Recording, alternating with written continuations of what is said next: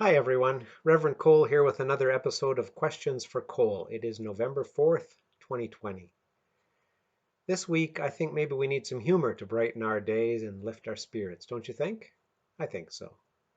Well, let me share a couple of stories with you. This is actually a continuation of last week's questions episode where I shared part one of the answer to this question that came in a few weeks ago. The question was this: Cole, I was just wondering what's the most annoying or disruptive thing that's happened during one of your worship services? So last week I told two stories. The first one was the story from very early in my ministry. In fact, I was still an intern minister, a student. And it was the little angel at the back of the church with a little jack-in-the-box toy, making that sound doo, doo, doo, doo, doo, doo, doo, throughout the entire duration of one of my very first sermons ever. That is the very definition of disruptive. You can look it up. Funny, but disruptive nonetheless. And the second story from last week, if you missed it, was the out of control wedding photographer at one of my first weddings, running all over the sanctuary, stealing the attention away from the bride and groom, up and down, left and right, blocking people's vision, and greatly annoying the minister. That was me. So I still have two more stories to share with you today. This is part two of annoying or disruptive things that happened during worship. Both of these stories are actually wedding stories again. And again, they both happened very early on during my ministry. As I said last week, I have learned since then a few strategies to try before the ceremony to keep these issues to a minimum, and I've been pretty fortunate since then. But before I learned some of these strategies, one of my first wedding ceremonies took place in the United Church in McCreary. The rehearsal had happened the night before. Everything went according to plan, nice and smooth. The day of the wedding, I was there early. The groom and the groomsmen showed up well before the hour. I talked with them, made sure they were ready. They were up in the choir room, waiting for their turn. Then the bride and bridesmaids showed up at the church a few minutes before the hour, but still plenty of time. All the guests were there. I had a few brief words with the bride and the bridesmaids. Everyone seemed ready. Oh, the bride and bridesmaids were just going to go downstairs to where the washrooms were located. They said they'd just be a minute. I said, okay, great. I told them that I would go up to the choir room where the men were waiting, wait a moment, lead them into the sanctuary, and then when the music changed, the bridesmaids could start the processional up the aisle. Good. Great. Everything going according to plan.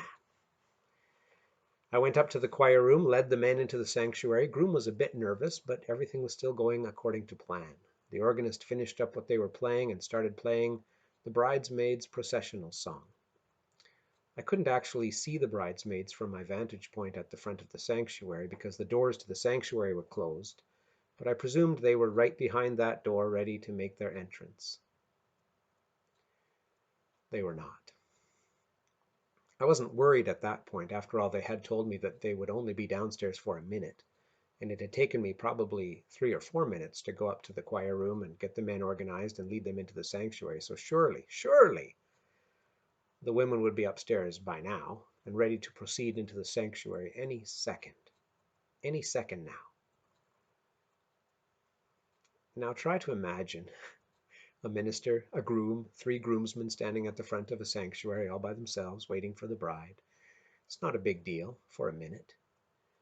But until you're in that position, you don't really realize just how long 1 minute can be. Let me show you. I'm going to say nothing for 1 full minute here and now. And I want you to imagine that we are at that wedding and we're waiting for the bride, and the minister is standing at the front with the groom and the groomsmen, and the organist is playing the processional song. Okay, let's take 1 minute, 1 full minute, starting now.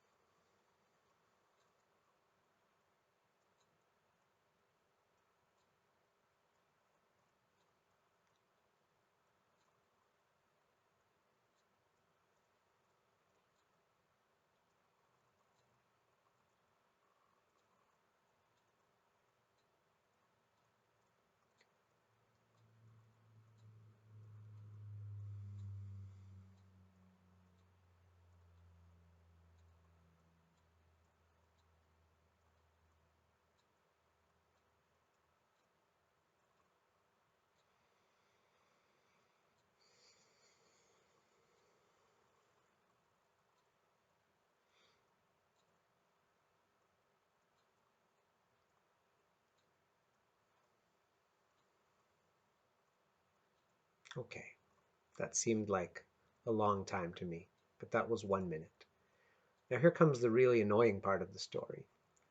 The bridesmaids were not upstairs waiting behind that door. They were not even close to that stage yet.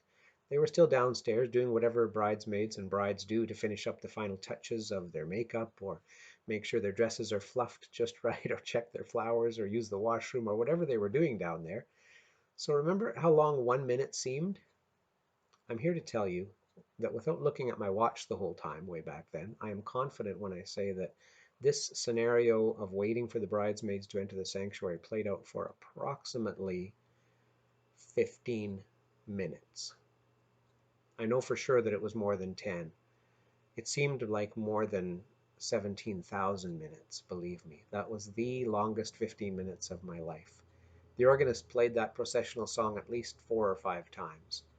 I must have sighed under my breath, of course, at least 195 times. The groom and I exchanged glances and even a few quiet whispered words every minute or so. I kept assuring him that his bride was indeed in the building, and I was sure she would be by his side any minute now. As the minutes became hours in my mind, and the hours became days, and the days became decades. But finally, the first bridesmaid appeared. Praise the Lord. And everyone present, especially the groom and the organist and the minister, breathed a huge sigh of relief and gave a quiet prayer of thanks. The end. As far as I know, they lived happily ever after.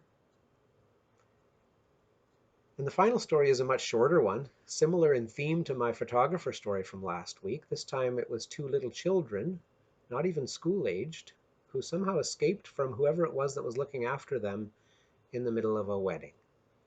I couldn't really see the two little angels. They were behind me, somehow having found their way up the stairs and into the choir loft, where they proceeded to have great fun, running back and forth on the choir pews behind me, laughing at the top of their lungs, and picking up hymn books, heavy hymn books, sometimes 2 or 3 at a time, and smashing them down on the pews and on the floor, making huge sound. This went on for at least 5 minutes in the middle of the service. I kept the ceremony going, assuming that anyone would come up any minute and take charge of these little ones, but alas, that was not to be.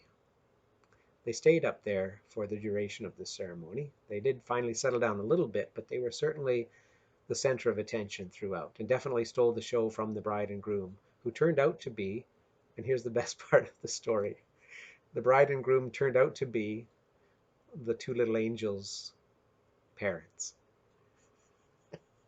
I don't even know why that makes the story funnier, but it just does. The end. And those are my examples of annoying or disruptive occurrences during worship or during weddings. I hope you enjoyed them at my expense. Send your future questions in to me by email, cole@southbrookUnitedChurch.ca. I'd love to hear some of your questions. They can be deep and serious, or they can be light and funny. Either way, send them in, and we will answer them as best we can. Take care, everyone. Have a smile, lift your spirits, and carry on. God be with you.